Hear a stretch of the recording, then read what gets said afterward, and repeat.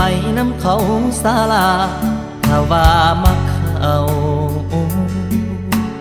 บ่ต้องแค่คนเก่าคนนี้เลยนะคันว่าเจ้าหักเขาอายก็สิยอมเลิกลาเพื่อให้อนาคตเจ้าไปไกลฮักเจ้าหลายแต่อายมันมีบ่พร้อมก็เลยต้องจำใจยอมถึงสิต้องใจให้เจ้าฮักเขาให้เขาฮักเจ้าเลยล่ะ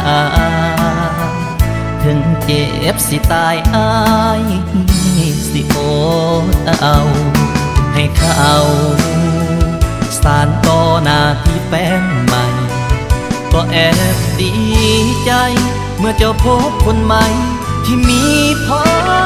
มยอมให้เจ้ามีเขายอมเป็นแฟนเก่ายอมให้เจ้าจากไปไอ้เจ็บซ้ำนี้คงบ่พอตายเบิ่งตัวเองได้ไปซะคนดี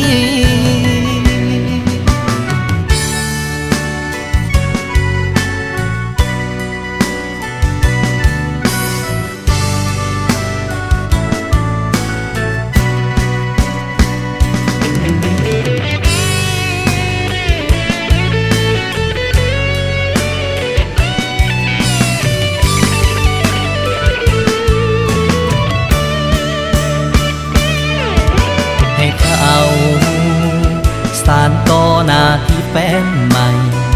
ก็แอบดีใจเมื่อเจ้าพบคนใหม่ที่มีพร้อมยอมให้เจ้ามีเขายอมเป็นแฟนเก่ายอมให้เจ้าจากไปไอ้เจ็บซ้ำนี้คงบ่พอตายเบิ่งตัวเองได้ไปซะคนดีจงมีความสุขกับเขาหลายๆเด้อเจ้าให้สมกับมาเลือกเขาทิมอ้ายคนนี้หากมือใดเขาบ่ฮักเจ้าอีหลีแฟนเก่าผู้นี้ยังมีใจเสมอบังเอิญมือใดเขาบ่ฮักเจ้าอีหลีแฟนเก่าผู้นี้ยังท่าคนดีอยู่เด้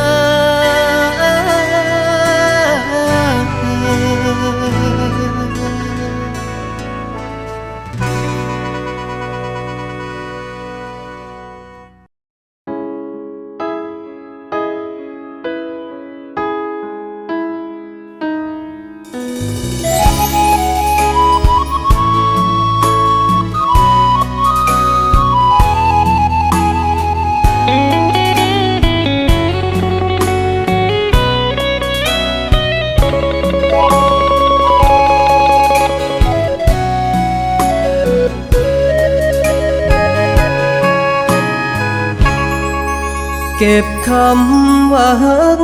เฮาเอาไว้เธอตัดการดาจงอย่าได้เสียน้ำตาเพราะอายต่อไปออกจากตำแหน่งคนฮักมอบตักน้องให้คนใหม่ถึงเฮาฮักกันเพียงใดก็ต้องผ่านคืนวันฝากเจ้าให้เขาดูแลอย่าแค่ผู้ชายคนนี้ คบกันมานานหลายปีก็มีเพียงแต่ฝันคนที่พร้อมกว่าเข้ามาจงใส่สายตาผูกพันทางเดินที่ดีกว่ากันอ้ายนั้นก็เข้าใจก็อยากที่จะดูแลอยากแค่สายตาของเจ้าแต่ฝันของสองคนเฮานั้นมันอยู่ไกลอ้ายอยากให้น้องได้ดีอยากให้มีอนาคตสดใสเขาก็หักน้องหมดใจพร้อมจะให้ทุกอย่างยอมเสียคำว่าแฟนบ่แม่นอ้ายบ่ฮักเจ้าความจนบีบให้สองเฮาต้องเดินแยกทางจะว่าอ้ายผิดก็ยอมเยี่ยมพร้อมจะฟังทุกอย่างขอเพียงแต่ให้น้องนางได้ดีก็พอ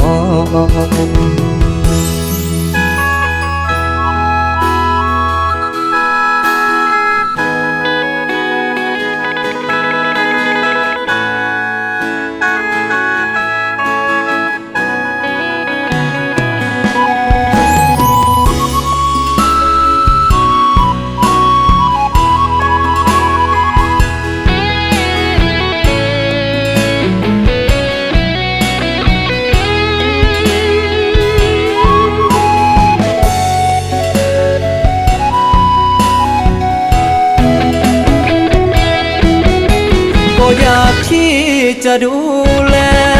อยากแค่สายตาของเจ้าแต่ฝันของสองคนเฮานั้นมันอยู่ไกลอ้ายอยากให้น้องได้ดีอยากให้มีอนาคตสดใสเขาก็หักน้องหมดใจพร้อมจะให้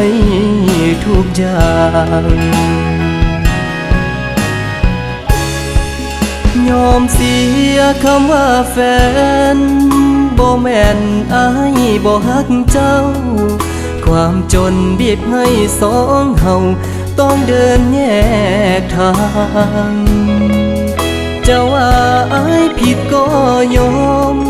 เยี่ยมพร้อมจะฟังทุกอย่างขอเพียงแต่ให้น้องนางได้ดีก็พอยกโทษให้อ้ายได้บ่ที่ต้องจากไป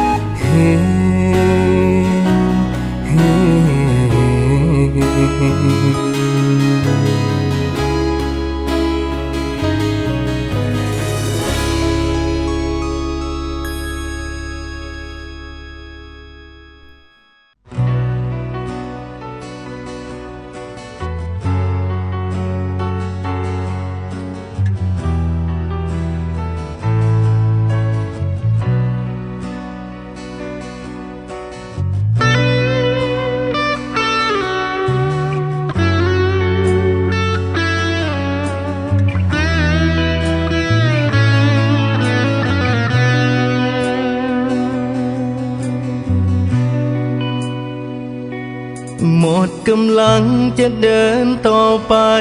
เพราะใจอ้ายมันสั่งให้พอสิฝืนพาเจ้าไปต่อมันยังอีกไกลความฝันเจ้าอยู่สูงสุดฟ้าวาสนาไอ้พาไปบ่ได้ต้องยอมปล่อยมือเจ้าไปให้เขาสานต่อน้ำตาอ้ายมันสิไหล เจ็บสำใดก็ต้องฝืนทนบ่อยากให้คนหักอายมาเปื้อนขี้ดินปล่อยอายจมอยู่กับความจนย้อนบ่สมทางของหัวใจถึงสิขาดใจตายอายก็สิยอมวาสนามาวัดกับห้องมันก็คงไปนำกันบ่ได้ต่อให้อายพยายามสำใดก็เอื้อมบ่ถึงต้องปล่อยมือให้เขาพาไป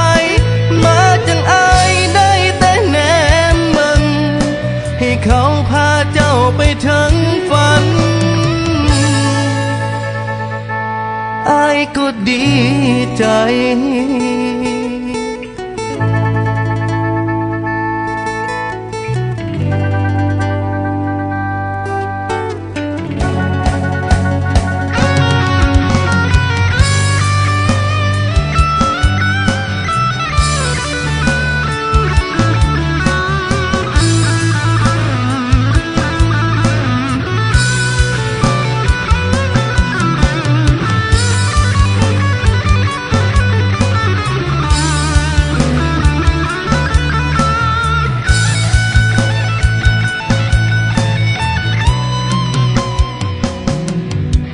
น้ำตาอายมันสิไหลเจ็บสำใดก็ต้องฝืนทนบ่อยากให้คนหักอายมาเปื้อนขี้ดินปล่อยอายจมอยู่กับความจนย้อนบ่สมทางของหัวใจถึงสิขาดใจตายอายก็สิยอมวาสนามาวัดกับห้องมันก็คงไปนำกันบ่ได้ต่อให้อายพยายามสำใดก็เอื้อมบ่ถึงต้องปล่อยมือให้เขาพาไปมาจังอายได้แต่แนมมึงให้เขาพาเจ้าไปถึงฝันวาสนามาวัดกับห้องมันก็คงไปนำกันบ่ได้ต่อให้อายพยายามสำใดก็เอื้อมบ่ถึงต้องปล่อยมือให้เขาพาไปมาจังอายได้แต่แนมมึงให้เขาพาเจ้าไปถึงฝันอายก็ดีใจ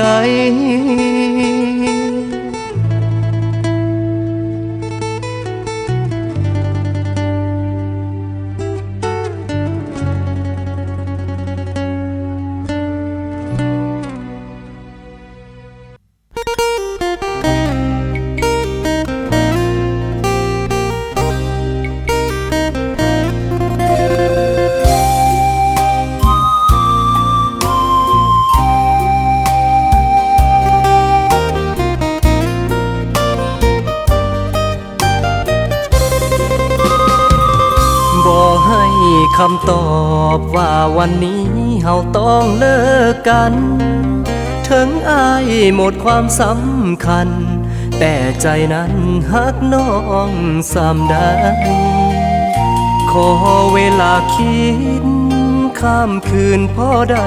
ทำใจแล้วอายจะเป็นฝ่ายไปให้ไกลใจน้องดอกนาเคยฮักกันมาอายขอเวลาแต่เพียงข้ามคืนเพื่อลบห้อยที่คมคืนจากวันที่ดีผ่านมาซิมการ์ดหัวใจจะลบออกไปซื้อน้องการดาแต่อายบ่ให้สัญญาว่าจะลืมน้องลงได้เจ็บเด้เจ็บหัวใจของอายแท้นะบุญวาสนาเกิดมาเจ้าบ่เห็นใจเป็นเพียงทางผ่าน ให้น้องนั้นก้าวต่อไปอ้ายเจ็บซ้ำใดถามหัวใจก็ยังบ่ลืม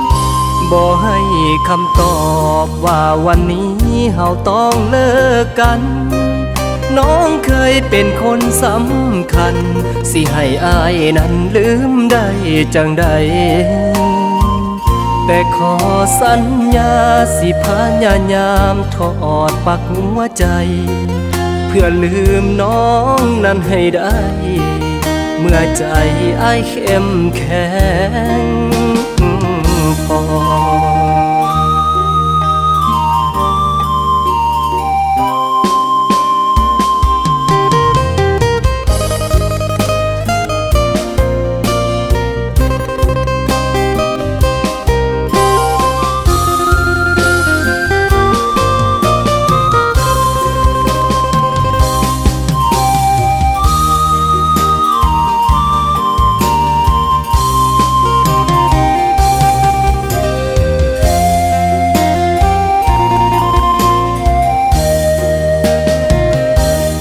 เจ็บเด้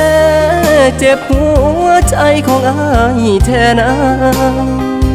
บุญวาสนาเกิดมาเจ้าบ่เห็นใจเป็นเพียงทางผ่านให้น้องนั้นก้าวต่อไปอ้ายเจ็บซ้ำใดถามหัวใจก็ยังบ่ลืมบ่ให้คำตอบว่าวันนี้เฮาต้องเลิกกันน้องเคยเป็นคนสำคัญสิให้อ้ายนั้นลืมได้จังใดแต่ขอสัญญาสิพยายามถอดปลั๊กหัวใจเพื่อลืมน้องนั้นให้ได้เมื่อใจอ้ายเข้มแข็งพอ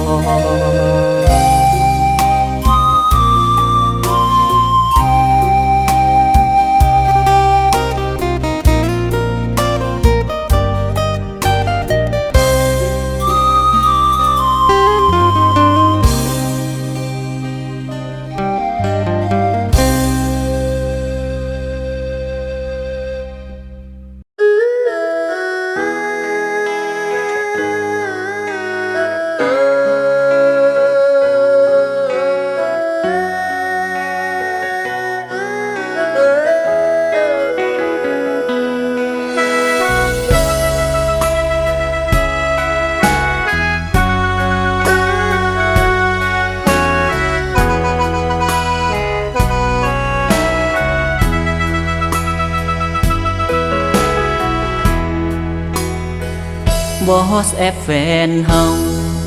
คือมีหูปเขาขึ้นหน้า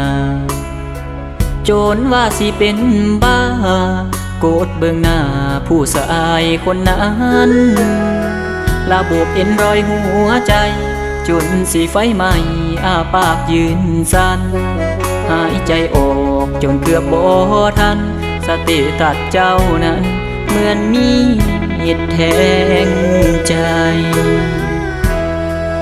สัญญาณเขาคือสิแหงจนว่าแสงทางโค้งออนไลน์ฟังใส่ดินแล้วโนใจอายบ่มีความหมายฮักที่มอบให้คันสิใส่คำลาก็บอกกันล่วงหน้าพอสิได้ทำใจมาบอกเลิกผ่านทางโปรไฟล์จีบมาหัวใจอายคักแท้ล่ะสเตตัสแฟนเก่าคือสิเป็นเฮาแล้วเนาะมือนี้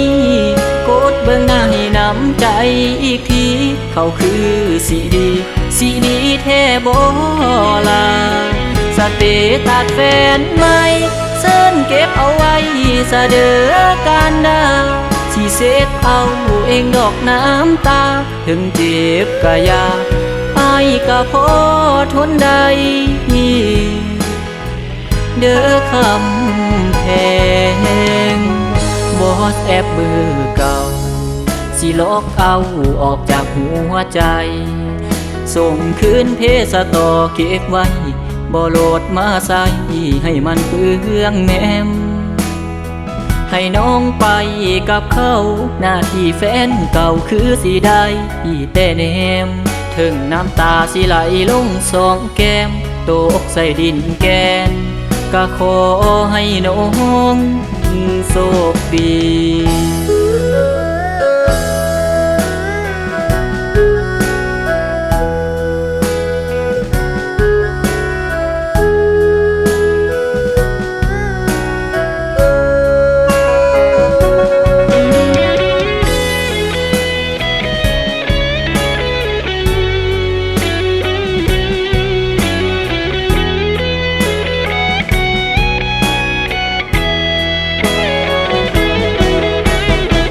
สเตตัสแฟนเก่า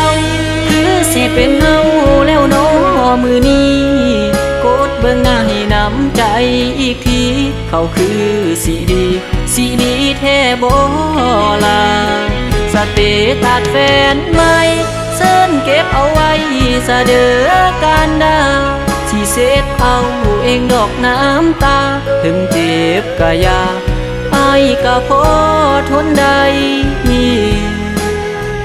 เด้อคำแพงบอสแอบเบอร์เก่าสิลอกเอาออกจากหัวใจส่งคืนเพสต่อเก็บไว้บ่โหลดมาใส่ให้มันเปลืองแนมให้น้องไปกับเขาหน้าที่แฟนเก่าคือสิได้แต่แนมถึงน้ำตาสิไหลลงสองแก้มตกใส่ดินแกนก็ขอให้น้องโชคดี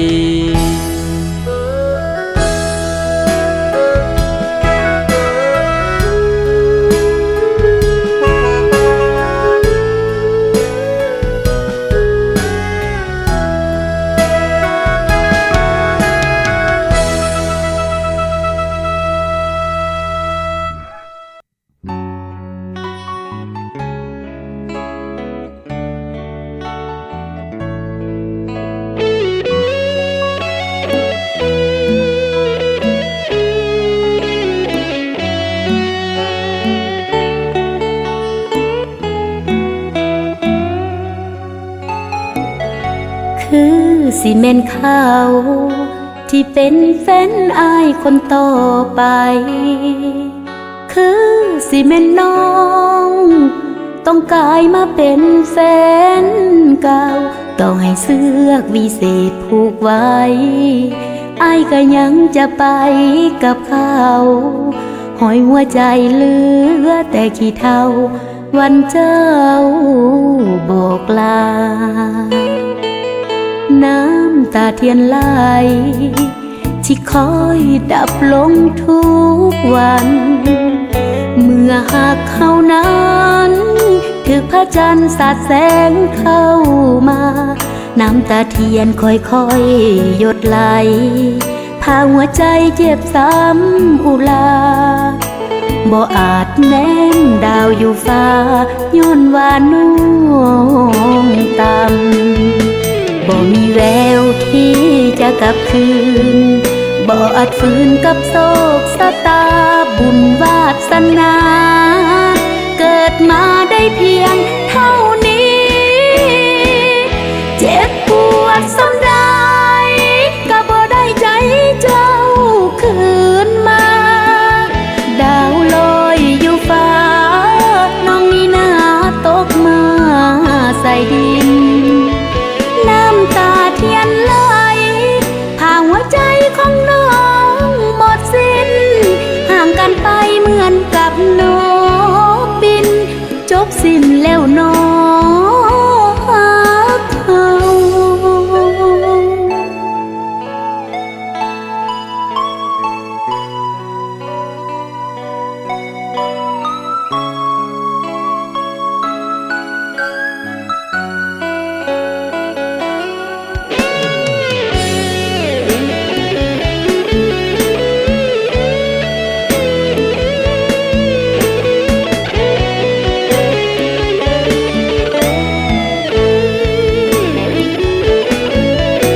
มีแววที่จะกลับคืนบ่อาจฝืนกับโศกสตาบุญวาสนา เกิดมาได้เพียงเท่านี้ เจ็บปวดสำได้ก็บ่ได้ใจเจ้าคืนมา ดาวลอยอยู่ฟ้าน้องมีหน้าตกมาใส่ดิน น้ำตาเทียนไหลห่างหัวใจของน้องหมดสิ้น ห่างกันไปเหมือนกับนกบิน จบสิ้นแล้วน้อหักเขาควันไฟสุดท้ายให้อ้ายนั้นจงมีใสจงโชคดีกับแฟนคนใหม่ ให้เถิงเส้นใสกับเขาน้องเจ็บซ้ำได้บ่เป็นหยังกะสิอดเอา ขอเพียงแต่สองคนเจ้าหักเพลงกันน้องก็สุขใจฟังสิเหลือแต่เศษควันไฟน้องทนได้เพื่ออ้ายคนนี้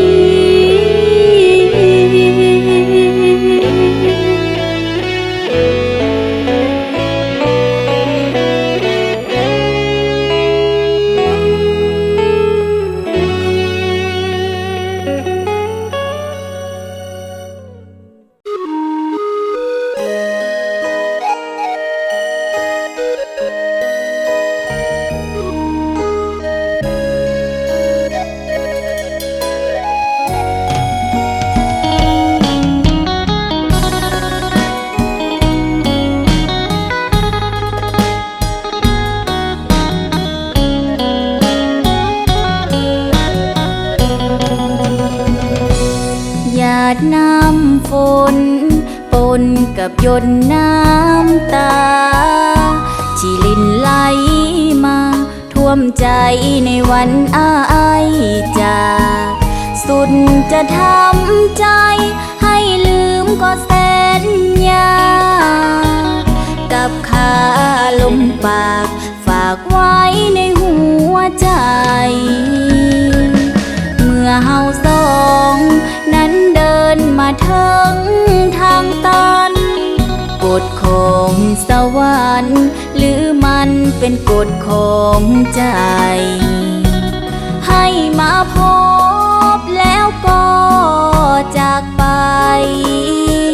เก็บความสงสัยตัวใจน้องมานาน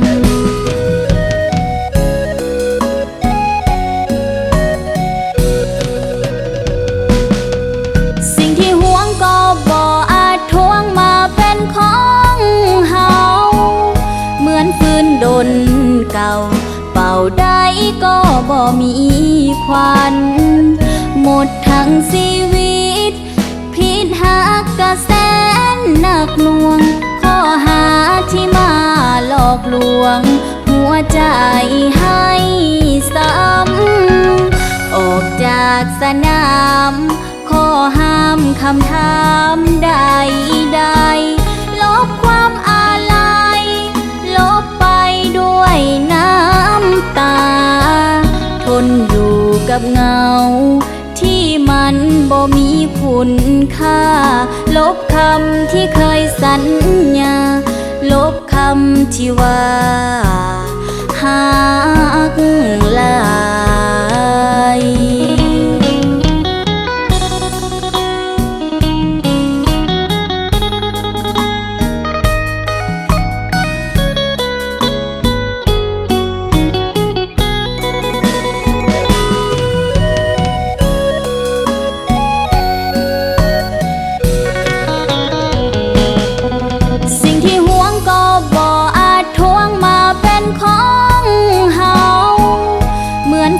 ดน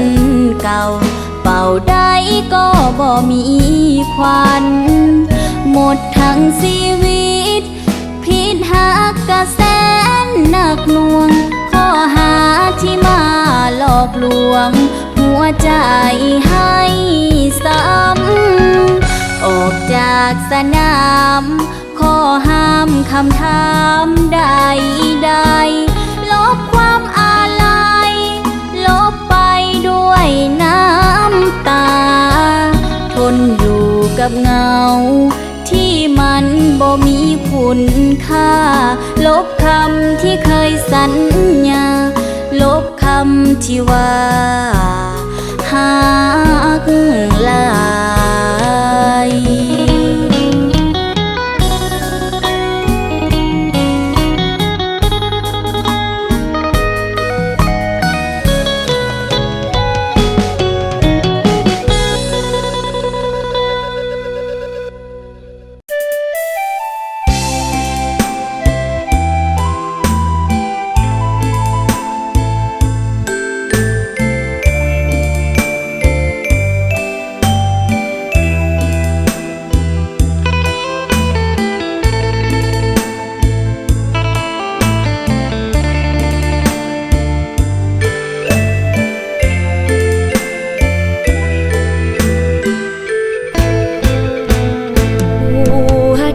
สั่งมาอาสาคนมีคู่แต่บรรดาอดสู้หากมีอยู่แต่เพียงซ้ำห้องอายแบ่งหัวใจให้น้องเป็นแฟนที่สองหากที่อายไฟปองหัวใจสีห้องเธอแบ่งสองทางร่วมทางหักจางบ่มีกำหนดหวังเพื่ออนาคตมันเหลืออดที่จะทนไว้น้องเป็นผู้พ่ายอายแสนอายยามพ่อแฟนใหญ่แต่สิเหตุจังใดสายเน้นเพื่อนให้หักสายคนเดียวโอ้สวรรค์สร้างมาน้ำตาต้องตกแต่ผู้เป็นแฟนกกคงซ้ำในอกบ่คอยส่วนว่าแฟนเก็บนานปันใดเอื่อยจังสิปล่อยนี่ละน้อตำแหน่งแฟนน้อยเฝ้ารอคอยอายมาจังได้กะยาสิอดทนย้อนว่าฮักอายเว้าออกอย่างบ่อายขอเป็นแฟนปายคนสุดท้ายได้บ่โนบังว่าวันหนึ่งสิสมใจวันที่น้องเฝ้ารอถ้าหากอายมีเวลาพอให้โทรติดต่อจังพอหน้ากัน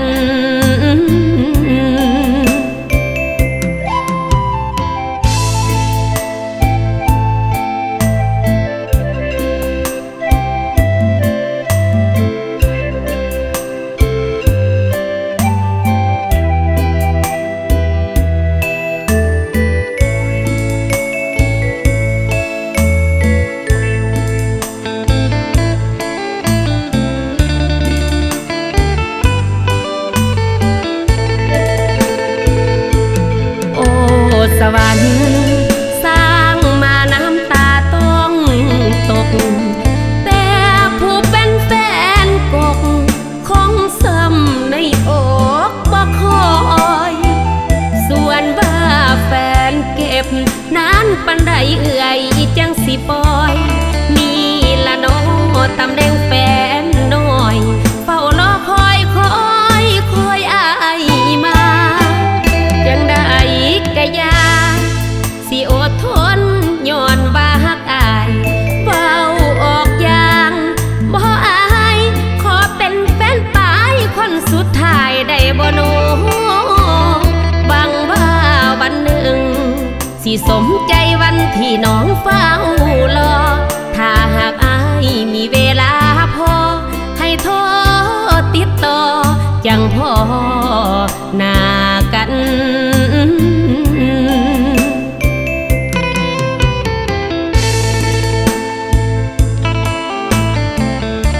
ข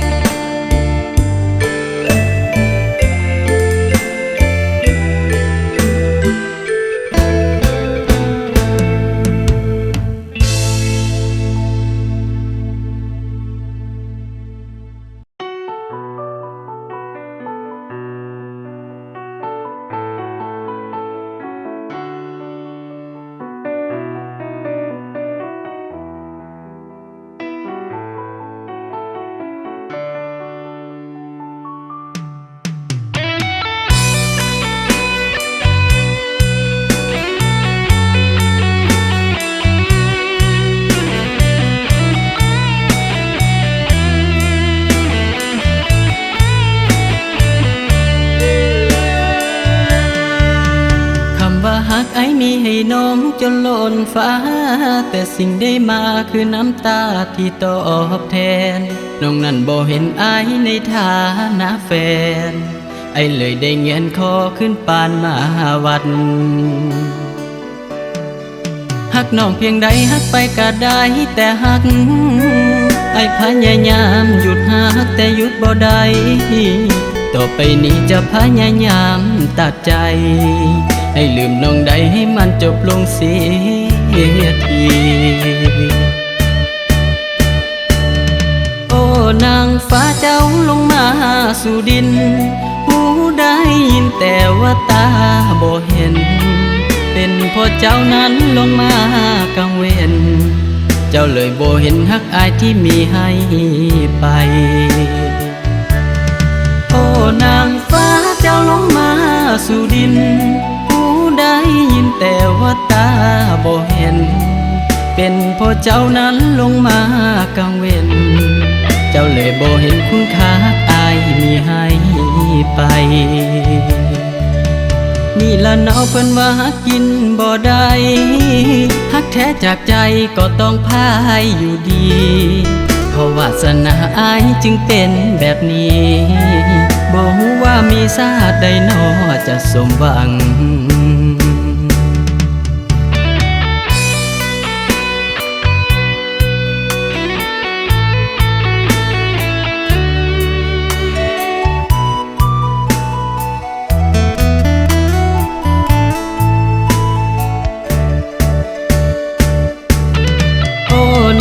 ฟ้าเจ้าลงมาสู่ดินหูได้ยินแต่ว่าตาบ่เห็นเป็นเพราะเจ้านั้นลงมากังเวรเจ้าเลยบ่เห็นฮักอายที่มีให้ไปโอ้นางฟ้าเจ้าลงมาสู่ดินหูได้ยินแต่ว่าตาบ่เห็นเป็นเพราะเจ้านั้นลงมากังเวรเจ้าเลยบ่เห็นคุณค่าฮักอายมีให้ไปนี่ละเนาเพิ่นว่าฮักกินบ่ได้ฮักแท้จากใจก็ต้องพายอยู่ดีเพราะวาสนาอายจึงเป็นแบบนี้บ่ฮู้ว่ามีชาติใดหนอจะสมหวัง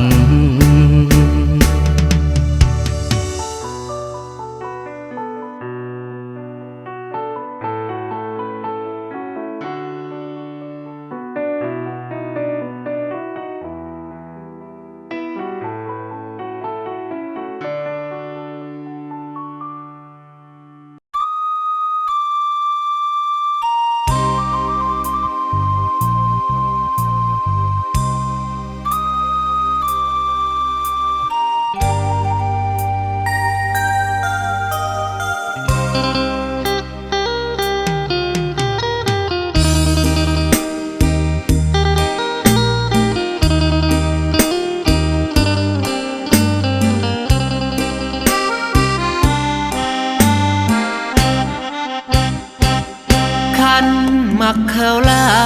ยกลับไปกับเขาลดน้อง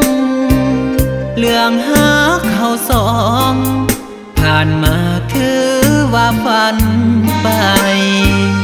เหมือนห้องเลือกเขาอายต้องยอมเป็นคนแพ้พ่ายถึงแม้นหากเจ้าสำใดก็ต้องทำใจเพื่อน้องหน้ามองเพราะอายมันจนนี่คือเหตุผลที่น้องเลือกเขาอายเป็นเพียงคนที่หักเจ้าสิเอายังสู้กับคนที่เจ้าหักอายหูตัวดีหากสำได้ก็ได้แต่หักอายบ่อยากให้น้องลำบากวันนี้จึงยอมให้น้องจากลาไปโลดน้องลาไปซักบ่ต้องห่วงอายไปกับแฟนใหม่คนที่เจ้าปรารถนาไปอยู่กับเขาบ่ต้องห่วงอายเด้อลา สิเสดเอาดอกน้ำตาหากว่าห้ามมันบ่ได้ขอไว้พรใส่ให้เจ้าสุขดีเด้อล่ะให้สมดังปรารถนาอย่าเสียน้ำตาคืออายคนนี้ให้เจ้ากับเขาหากันให้นานหลายปีส่วนตัวอายนี้ขอทำหน้าที่เป็นโสดต่อไป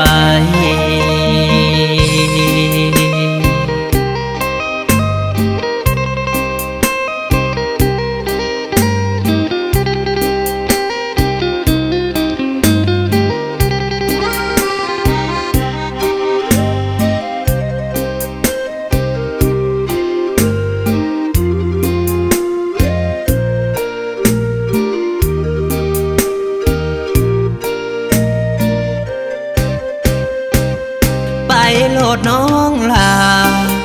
ไปซักบ่ต้องห่วงอาย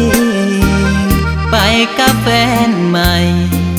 คนที่เจ้าปรารถนาไปอยู่กับเขาบ่ต้องห่วงอายเด้อลาสิเสดเอาดอกน้ำตา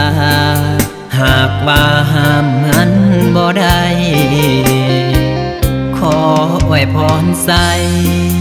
ให้เจ้าสุขดีเด้อล่ะ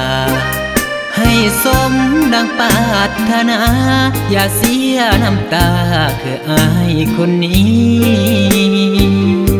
ให้เจ้ากับเขาหากันให้นานหลายปีส่วนตัวอายนี้ขอทำหน้าที่เป็นโสดต่อไป